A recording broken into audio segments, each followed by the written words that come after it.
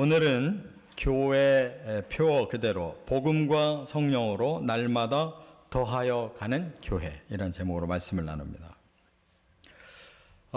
저는 2019년도 회기가 아주 뜻깊은 해입니다. 왜냐하면 만 20년 전에 제가 일산교회를 부임해서 99년 8월 8일 날 취임식을 했기 때문에 잊혀지질 않습니다. 9988. 올 회기가 바로 저에게는 아주 큰 획을 긋는 중요한 해입니다. 그때 제가 취임을 할 때 강단에서 우리 교회의 앞으로의 비전은 초대교회 회복의 꿈을 이루어가는 교회로 힘써 가겠습니다. 이렇게 약속을 드렸어요. 그것은 바로 하나님이 가장 기뻐하는 교회는 초대교회, 그것을 닮아가는 것이라는 것을 제가 깨달았기에 그 교회 비전을 품고 오늘까지 왔는데, 만 20년 만에 제가 다시 한번 깨달은 것은 역시 초대교회를 다시 모델로 삼고 새로 출발해야 되겠다 하는 마음에서 올해 표어도 바로 똑같은 본문, 20년 전에 그 본문 그대로를 가지고 표어를 만들었는데, 그때 표어는 큰 방향을 보여줬다면 이번에 표어는 구체적인 방법론이 그 안에 들어있는 표어를 제가 생각을 해낸 것입니다. 그래서 여러분들은 뭐 날마다 보는 광 목사이기 때문에 감회가 새로울 필요가 없지만, 저는 20년이 된 이 새로운 시점을 맞이했기 때문에 감회가 새롭고 또 새로운 각오를 가지고 말씀을 나눌 겁니다.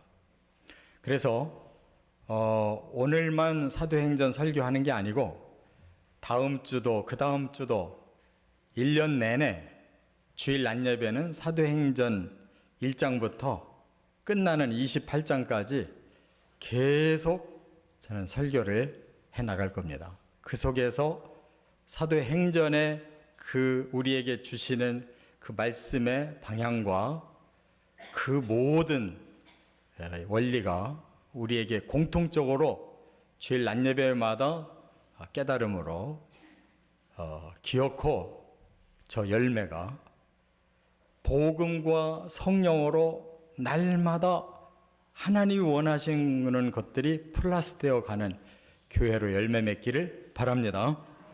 그래서 예수님께서 이미 복음은 예수님이 공생의 3년 4개월 동안에 제자들에게 다 주셨습니다. 계속 제자 훈련을 통해서 또 여러 가지 치유 사역을 보여줌으로써 여러 가지로 제자 훈련을 시키셨는데 그들은 머리에만 그걸 담은 겁니다. 그래서 그것이 터뜨려질 수 있도록 예수님이 하늘로 올라가시기 전에 제자들에게 당부했어요. 이제는 성령을 기다려라. 그래서 열흘 동안 집중 기도를 하면서 성령을 기다렸더니 사도행전 2장 1절부터 13절에 성령이 임하신 거예요. 바로 성령은 그 배운 복음이 완전히 살아나도록 꿰뚫어지게 했기 때문에 대표로 베드로가 일어나서 캐리그마 설교를 했습니다. 그 복음 설교를 한 거예요. 그때 성령이 역사하니까 그 말씀 들은 사람들이 3,000명이 그럼 우리가 어떻게 하면 좋겠냐. 바로 그때 회개하고 예수를 믿으면 너희들도 성령 받고 구원 받는다.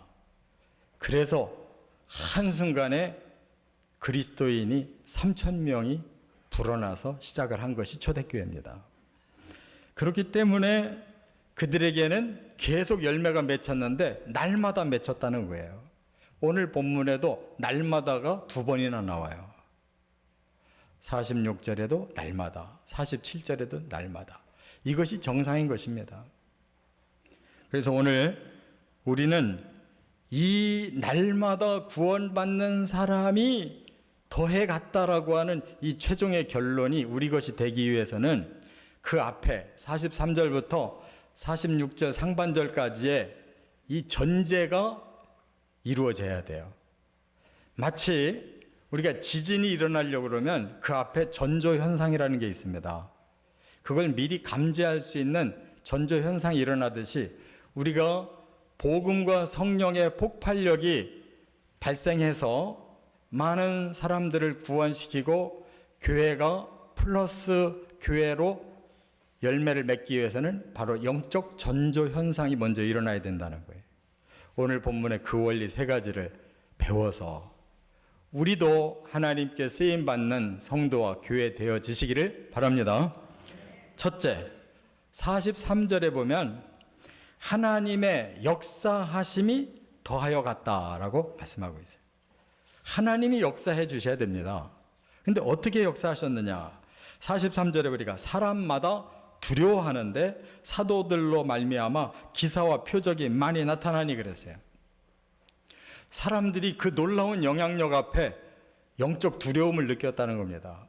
하나님에 대한 존재를 느끼기 시작한 건데 뭘 보고? 사도들이 행하는 기사와 표적을 보고 그랬어요. 사도들이 왜 그런 기사와 표적을 일으켰느냐? 복음과 성령이 그들을 사로잡았기 때문입니다. 사도들이 한 게 아니고 사도들의 마음에 살아있는 복음과 성령이 그 일을 하신 거예요. 그런데 이 기사와 표적은 왜 일어나느냐? 하나님이 살아계시고 하나님의 진리가 사실이라는 것을 하나님이 입증하시는 방법이 기사와 표적인 거예요. 2000년 전만이 아니라 지금까지 2000년 동안 세계 선교 역사상 이 기사와 표적은 그친 때가 없었어요. 저와 여러분들도 일산교회가 초대교회 때 기적 많이 일어났다는 거 알고 있고, 우리도 개개인이 예수 믿을 때 분명히 살아계신 하나님을 체험하고 또 병 낫는 체험도 했고 놀라운 말로 일일이 설명할 수 없는 영적 은혜를 받은 줄 믿습니다. 바로 하나님은 복음을 믿는 자, 성령을 받는 자에게 그런 체험을 주신다는 거예요. 이 하나님의 역사하심이 이제 우리들의 심령을 움직이고 교회를 움직이고 이 지역의 사람들을 움직이기 시작하신다, 그런 말입니다. 거기에 바로 베드로가 쓰임 받았고 사람들이 그 말씀을 듣고 다 심령에 죄의식을 느끼고 어떻게 해야지 우리가 살아날 수가 있느냐. 바로 베드로의 케리그마 설교가 바로 우리의 죄를 담당하시려고 예수님이 십자가에 돌아가셨다. 우리의 저주를 풀어주시려고 예수님이 부활하셨다. 그러므로 누구든지 주를 믿는 자마다 다 구원받을 수 있다. 회개하기만 하면 성령을 선물로 받는다. 이것이 영원한 하나님의 살아있는 복음이고 성령이 역사하는 그 사람 속에 이 말씀이 들어가서 구원시키는 줄 믿습니다. 오늘도 이 복음과 성령의 역사 외에는 다른 방법이 없어요. 그렇기 때문에 바로 이와 같은 깨달음을 가지고 많은 사람들이 자기의 죄를 주님 앞에 내놓고 회개만 하면 얼마든지 악인이 의인이 되고 또 선인이 되고 거룩한 사람으로 바꿔질 수 있다는 겁니다. 뿐만 아닙니다. 치명적인 질병을 가진 사람들이 일어나기 시작했어요. 3장으로 넘어가보면 안진뱅이를 일으켰어요. 4장에 보니까 관원들이 깜짝 놀라서 이 사람들을 말씀을 못 전하게 하려고 그들을 체포해서 갔더니 하나도 두려워하지 않고 오히려 담대하게 관원들을 전도하니까 그들이 꼼짝 못하고 풀어줬어요. 돌아와서 성도들에게 그걸 보고하니까 성도들이 하나님 앞에 기도하는데 얼마나 뜨거웠던지 바로 모인 곳이 진동을 했다는 거예요.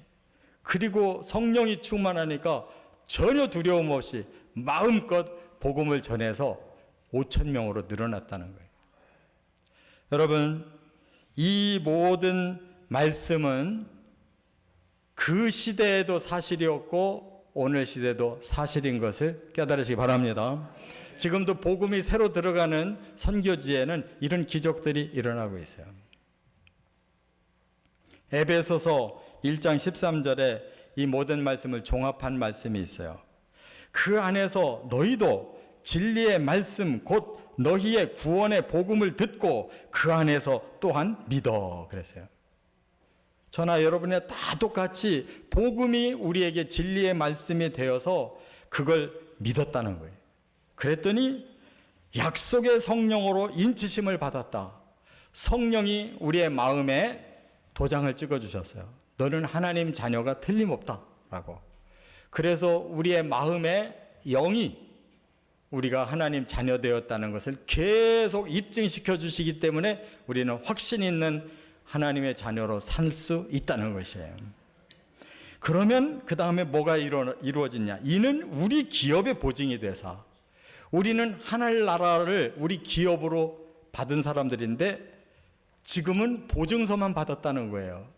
복음과 성령이 내 안에 살아있어서 나는 천국에 들어가서 그 기업을 우리가 얻는다는 것을 내가 보증서를 받았다는 거예요. 그것이 우리 마음의 확신이고 우리의 심령의 작은 천국이 형성된 증거인 줄 믿습니다. 그런 사람은 속량하시고 모든 죄를 하나님이 없는 자로 만들어 주셨고 그의 영광을 찬송하게 한다. 하나님의 영광을 볼 줄 알고 하나님을 찬송하며 그 나라를 사모하도록 만들어 주셨다는 거예요. 이와 같은 천국 백성 된 줄 믿습니다. 두 번째, 44절 45절에 보면 또 하나 더하여진 것이 있어요. 성도의 사랑 실천이 더하여져 갔다 하는 것을 말씀하고 있어요. 44절에 믿는 사람이 다 함께 있어 모든 물건을 서로 통용하고 또 재산과 소유를 팔아 각 사람의 필요를 따라 나눠주며. 사람들이 놀랍게 바뀌어졌어요. 평소에 그렇게 아끼고 그렇게 모으느라고 애쓰며 살았던 사람들이 하루아침에 마음이 확 달라져 가지고 자기 물건도 재산도 소유도 이제는 다 서로 나누어 쓰자고 스스로 내놨다는 거예요. 어찌 이런 일이 일어날 수 있었습니까? 그들이 복음을 깨닫고 성령으로 뜨거워지니까 우리의 물질이 문제가 아니다. 우리가 하나님 안에서 이렇게 구원받은 걸 보니 하나님의 그 사랑으로 이 죄를 용서받고 하나님 사랑으로 하나님 자녀가 되고 하나님의 사랑으로 영원히 하나님 나라까지 우리가 갈 건데 이 땅의 물질이 대수로운 것이 아니었구나. 이제부터는 함께 천국 갈 성도들과 함께 이 기쁨을 나누면서 살고 나만 욕심 부리지 말고 나눠줘가면서 그래서 서로 가난한 자가 없어졌다는 거예요. 작은 천국 공동체가 돼버린 거예요. 여러분, 사람의 맨정신으로 그렇게 안 됩니다. 하나님의 진리와 성령으로 충만해질 때 우리 마음에 아가페의 사랑이 생기고 실천하는 곳에 천국이 형성되는 줄 믿습니다. 이런 변화가 일어나니까 사람들도 거기에 감동을 받기 시작한 거예요. 아, 저 사람이 엊그제까지만 해도 굉장히 인색했던 사람인데 어떻게 예수 믿더니 저렇게 사람이 훌륭하게 바뀌었을까? 이것이 바로 선한 영향력이었습니다. 그래서 주변 사람들에게 이렇게 선한 영향력을 끼치기 시작하니까 교회처럼 좋은 곳이 없고 모든 사람들이 교회를 나오고 싶어 하고 나오면 그런 어려움들이 다 서로가 해소돼 버리고 천국 같은 마음으로 또 사랑을 또 서로 배우고 나누게 됐다 그 말이에요. 우리 사람은 지정의가 있는데 이 지정의 중에서 뭐가 제일 먼저 움직이냐면은 감성이 제일 먼저 움직이게 돼 있어요. 하나님의 성령이 임하면 우리 마음이 제일 먼저 기쁘고 뜨거워지고 감사가 생기고 뭔가 나눠주고 싶고 이렇게 감정이 바뀌는 것입니다. 감정의 변화를 통해서 지성이 그것을 받아들이고 의지가 결단을 하면 예수 믿는 거예요. 그러므로 저나 여러분이나 주님 앞에 나올 때 메마른 심정으로 나올 수가 없어요. 하나님 앞에 어떤 감동이 주어질 때 나오는 거예요. 그 매개체가 우리 성도들의 삶인 줄 믿습니다. 예수님의 사랑을 우리가 받은 만큼 실천하기 시작할 때 거기서부터 동기의식이 발휘된다는 것을 우리가 깨달아야 돼요. 그렇기 때문에 과거에는 교회만 뜨겁고 교회만 부흥하면 됐는데 그 대신 주변 사람들이 굉장히 불편했습니다. 교회가 너무 시끄러워가지고 주변에 집값이 떨어지고 신자들이 너무 많이 모여가지고 골목이 꽉 차서 불편했고 차들을 가지고 와서 사방에다 갖다 대가지고 지역 주민들은 주차장 노릇만 했고 아무것도 이득이 없었어요. 그게 선한 영향력을 끼치지 못한 증거예요. 우리가 예수를 잘 믿을수록 이 지역 사람들이 좋아져야 되는 거예요. 그래서 이제 사랑의 섬김이 필요한 겁니다. 문화복지 사역은 괜히 하는 게 아니라 그분들의 필요를 도와드리기 위해서 그분들이 교회를 통해서 조금이라도 유익이 되고 또 위로를 받고 같은 감동을 나누는 그런 현장이 주어지기 위해서예요. 우리가 여러 가지 사역하지만 아직 못하고 있는 어린 아기들, 영유아, 그 부모들을 케어하는 프로그램이 필요해요. 중고등학생들 계속 공부에 매달려서 괴롭게 지금 청소년기를 가고 있는 그들에게 교회만이 쉼을 줄 수가 있어요. 청년들 지금 교회를 다 떠나서 방황하고 있어요. 그들이 어떤 목적이 있어 떠난 게 아닙니다. 세상과 교회 사이에서 그들이 정착을 못하고 방황하고 있는 거예요. 우리가 열심히 기도하고 그들이 지금 세속의 마음으로 너무 많이 집중이 돼가지고 결혼도 필요 없다, 자식도 필요 없다, 우리 뜻을 성취하고 살아야 된다는 아주 이단적인 마음이 너무 강하게 들어가고 있어요. 하나님이 창조하신 목적을 잃어버리고 살아요. 사명이 없어요. 바로 그들에게 하나님 안에서 영적 사역을 그들에게 심어야 될 줄 믿습니다. 이와 같이 하나님이 우리에게 원하시는 게 뭐냐? 예수 믿고 구원받았으면 그 다음에 마태복음 5장 16절에 이같이 너희 빛이 사람 앞에 비치게 하여 그들로 너희 착한 행실을 보고 하늘에 계신 너희 아버지께 영광을 돌리게 하라. 이게 전도예요. 열심히 전도를 해놓고 오히려 그들의 마음에 상처만 주고 너 안 믿으면 지옥 간다고 엄포만 놓으면 그건 전도가 아니에요. 그들의 마음을 오히려 더 닫게 만드는 것은 그것은 선한 영향력이 아니에요. 그 말은 아예 하지 말기를 바랍니다.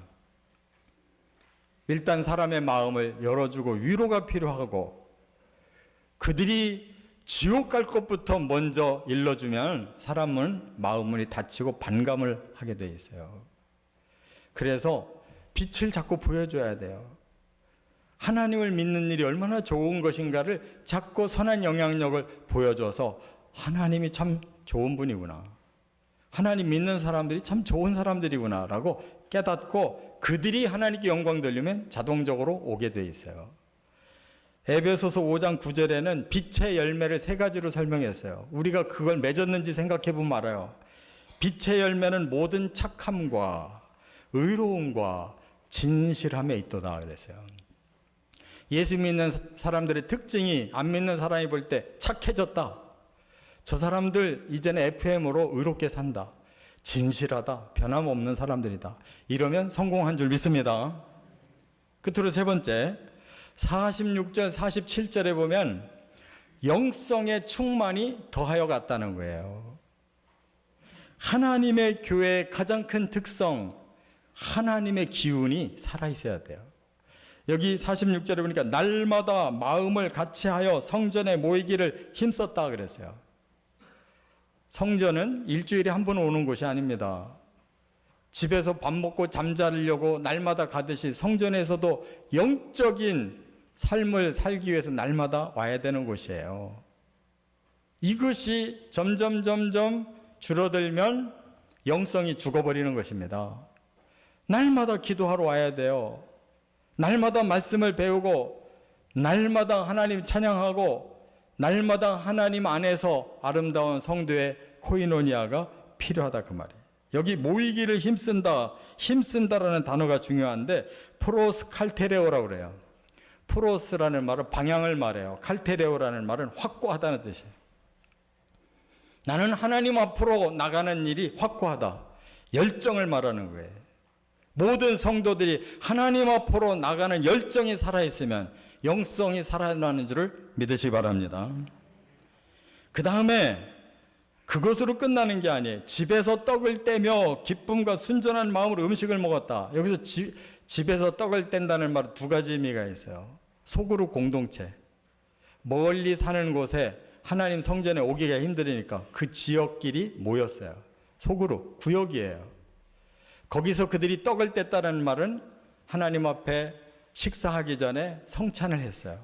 하나님 은혜로 우리가 예수님의 보혈로 구원받았음을 감사하고 예수님이 우리를 위해서 살을 찢어주시고 피를 흘려주셔서 우리가 구원받은 것을 감사합니다 하면서 음식 먹었단 말이에요.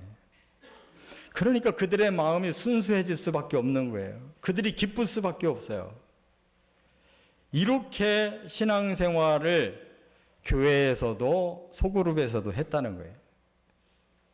신앙은 이렇게 성장해 가야 된다, 그런 말씀이죠. 그 다음에 하나님을 찬미했다 그랬어요. 우리가 이 기쁨을, 이 감사를 표현할 길이 찬양이에요. 찬양이 살아나는 곳에는 심령이 살아나고 가정이 살아나고 그 구역이 살아나고 교회가 살아나는 줄 믿습니다. 이렇게 되니까 지역 사람들이 여기 뭐라고 그랬어요? 온 백성에게 칭송을 받으니 그랬어요. 사람들이 환영을 해주니까 교회가 점점 더 늘어날 수밖에 없었다, 그런 뜻입니다. 그래서 주께서 구원받는 사람을 날마다 더하게 하시니라 하는 저 표어가 마지막 절에 나오는 거예요. 그 모든 결과가 복음과 성령의 역사를 순종했더니 바로 사람들, 성도들이 변화되고 선한 영향력을 지역에 끼쳤더니 그들이 하나님 앞에 감동을 받고 오더라는 거예요. 바로 이 역사는 이론이 아니라 실제인 것이고 오늘 우리들이 비전을 품어야 될 말씀인 줄 믿습니다. 여러분, 이런 얘기가 있어요. 고전 음악을 했던 그 작곡가들이 대부분 아주 영성이 뛰어난 분들이에요. 그 중에 하이든이라고 하는 작곡가가 누구 못지않게 영성이 뛰어났다고 그래요. 그래서 그분이 100개 이상의 심포니, 80개 이상의 소나타, 2개의 위대한 오라토리오를 작곡했는데 다 하나님의 영성이 충만할 때 만들어졌다는 거예요. 그분 자신이 이렇게 고백했다고 그래요. 나는 작곡하는 중에 늘 하나님을 생각한다. 그러면 그때마다 마음에 영적 기쁨이 솟아났고 그러면 마치 악보의 음이 춤추는 것 같고 나의 마음도 함께 춤추고 기쁨으로 충만하게 됐다라고 고백했어요. 음악을 하는 사람은 음악의 영성이 충만해야 되는 거예요. 우리는 영성 따로 생활 따로가 아니라 영성의 삶이 직장에서 우리 이웃에서 세상의 어떤 모임에서도 다 그것이 적용돼야 되는 거예요. 자기의 직업 속에 그 영성이 같이 따라가야 되는 것이다, 그런 말이에요. 이제 말씀 정리합니다. 하나님의 복음과 성령께 순종하시고 우리 마음에 받은 아가페의 사랑 우리도 실천하고 그리고 영성이 충만한 신앙생활로 열매 맺어 가시기를 주의 이름으로 축원합니다.